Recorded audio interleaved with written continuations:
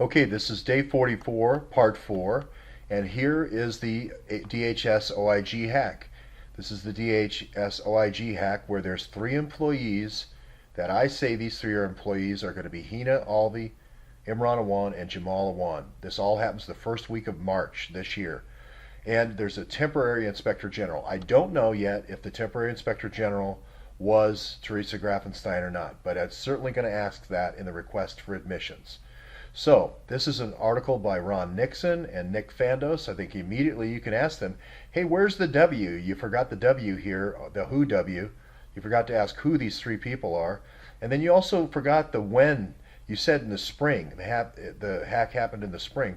Can you be more specific about the first 3 weeks of the first 3 days, of March before Hina Alvi leaves the country on the 5th? And they get fired that first week, those same 3 from Congress, okay? So, John Roth is the Inspector General now, so we'll see if he publishes that. But tomorrow, this is the Kristen Neilson is hearings. You can see here by the legislative action for this presidential nomination 1095.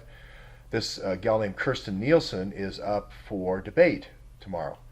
And she went through her first round of hearings was not bad, and usually these are just consent votes, but we'll see what happens.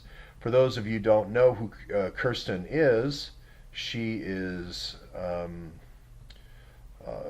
young lady, but that was kind of picked on a little bit for her experience, but she's got quite a bit of experience at TSA. George Bush hired her, and she had a lot of critical infrastructure management role at TSA. So she has never led a large organization, but she looks like she's up for the task. So the first question is, Kristen Neilson, just like we asked Jessie Liu when she took over the Awan case, will you announce the first 3 people, the 3 people that did this hack?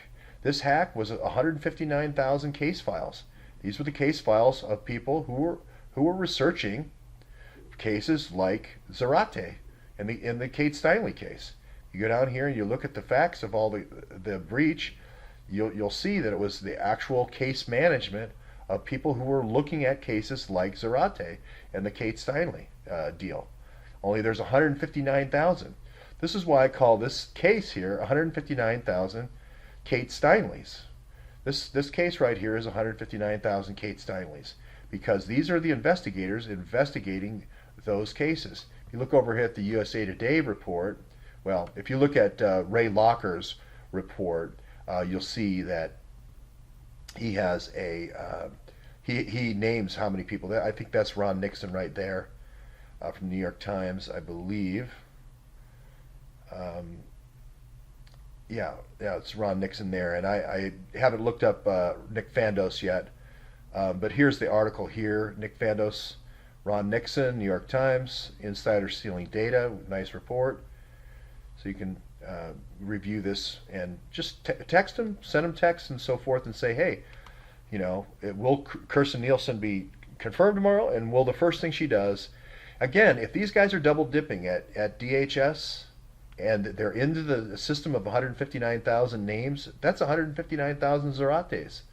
That could be more than 159,000 Kate Steinles. I don't know how many people that might result. So even one Kate Steinle, even one more Kate Steinle is not good. But this is 159,000 case files that were hacked. And if you don't identify the hacking team, then they can go from all the different 30 departments in the DHS, Coast Guard and TSA and so forth. You could just do a round robin of all 30 agencies in DHS. This is critical. If you don't name those 3 people, then you have no chance of plugging the leak.